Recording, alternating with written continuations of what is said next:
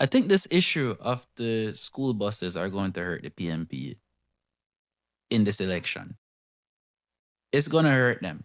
You know, remember people, the PNP needs to flip 18 seats to get a majority in the parliament and form the next government.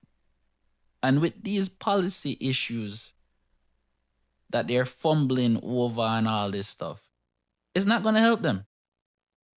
Them wanting to cancel the rural bus system, which is popular with people, is going to hurt them. It's going to hurt them. I don't see why well thinking Jamaicans would go against such a system. I don't see. I don't see. And the PNP have a uphill battle to fight in this election because no party ever flipped 18 seat in any general election in Jamaica. So they have an uphill battle. And these gimmicks, tactics are not being clear about their policies. It's gonna hurt them.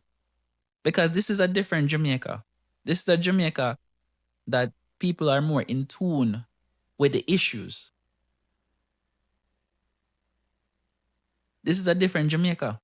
It's not the old Jamaica of the 80s or 90s or early 2000s. It's a different Jamaica. Information is more available to people. Social media is there so people can learn from other people. I don't like the idea of the PNP coming into power and basically rolling back everything that Andrew Holness and the JLP have done. Because the JLP has put in great policies in place. They have done a great job over the 9 years. You can't deny that. You cannot deny that. And for them to say them gonna change everything is crazy, in my opinion.